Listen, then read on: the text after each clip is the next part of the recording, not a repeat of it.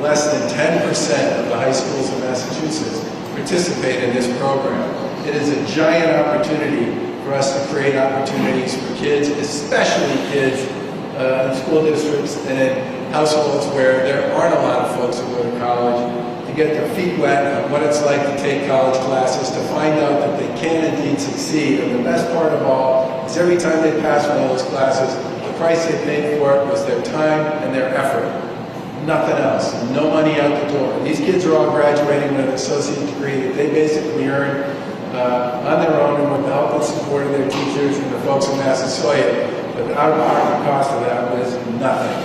And that is an incredible head start for kids as they make decisions about how to go forward, both in terms of knowledge and understanding about their ability to do college-level work, knowledge and ability for colleges that they're applying to know and understand that these kids can do college-level work and to get it all done and put it all away in their pocket, having not had to take anything out of their pocket in the first place to pay for it. And New Heights is really just crushing it here. I think the fact that so many of their seniors have been part of this program and so many of them are graduating with a ton of credits is a wonderful thing. But we need to do much more of this, and I would really like to see the legislature step up and partner with us on this. We've asked for more money for the last 3 years for this program. We haven't gotten it.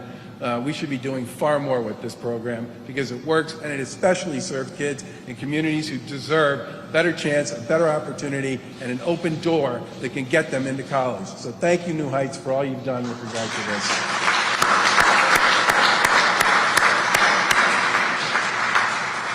Questions?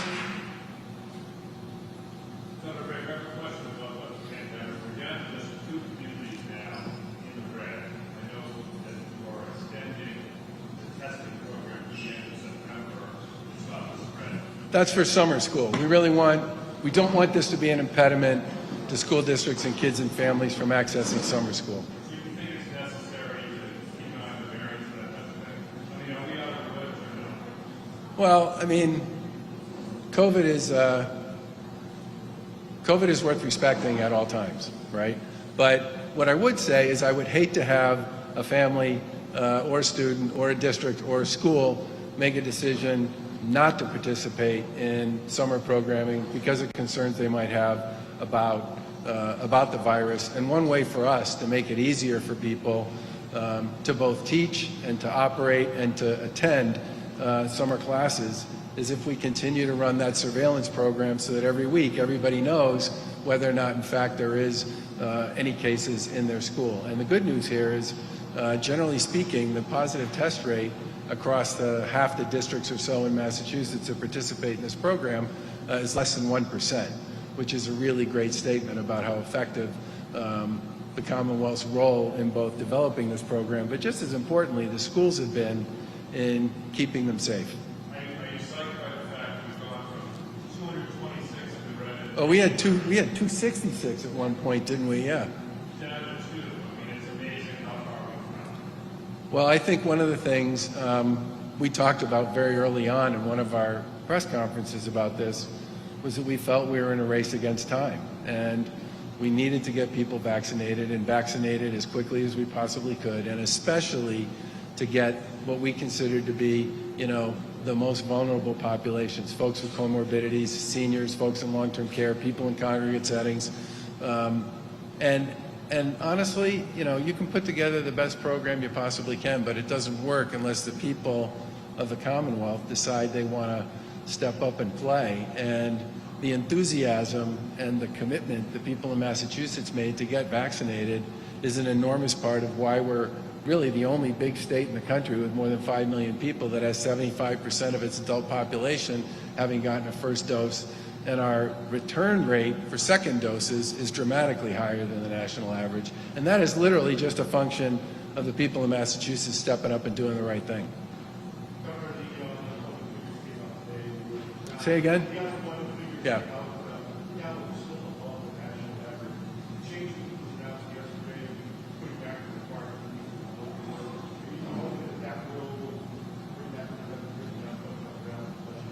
Well, I think the whole process associated with people finding their way back to work and employers finding employees is going to be one that to use an old phrase, is going to be a little bumpy. I think we've gone through a year where many people have been concerned about being at work. Not everybody has the luxury of being able to work from home.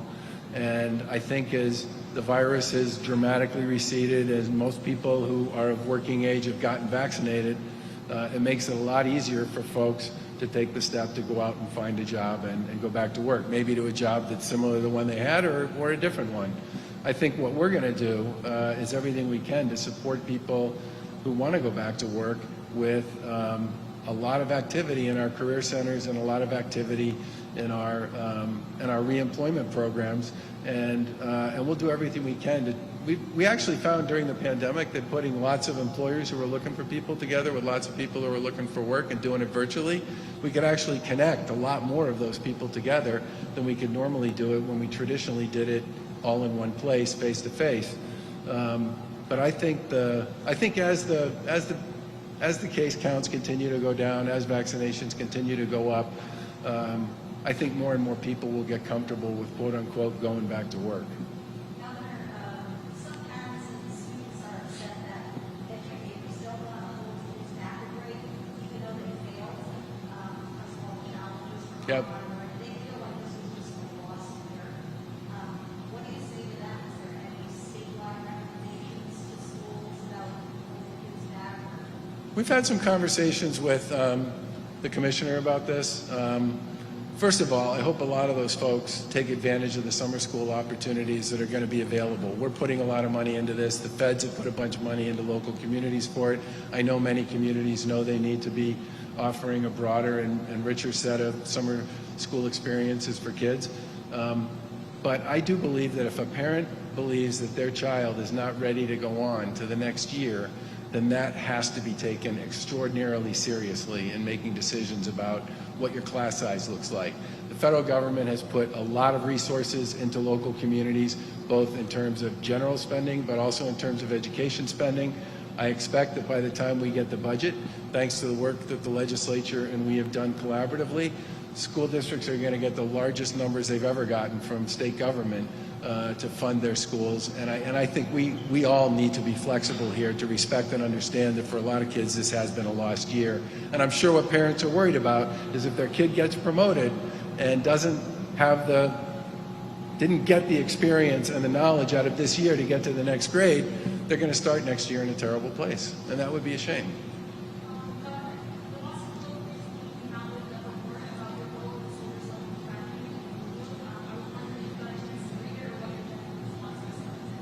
Well, what happened at the Holyoke Soldiers Home, and I said this back in the beginning when the story first became known to us, was a terrible tragedy, and it's on us. And that's the reason why we hired a former U.S. attorney to do a thorough investigation where he had 100% carte blanche to do that investigation on what happened, why, what his findings were, and what we should do to follow up on that.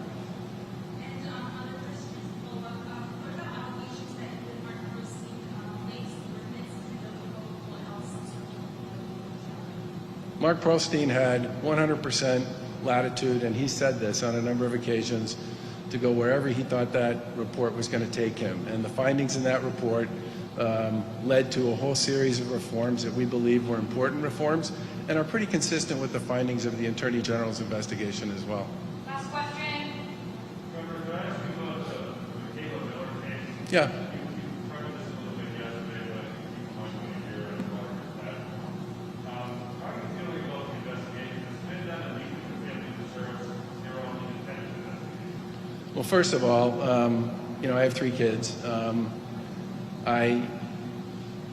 The circumstances surrounding Michaela Miller's death, I can just say as a parent, are horrifying, and I feel terrible for the family, no matter what associated with this.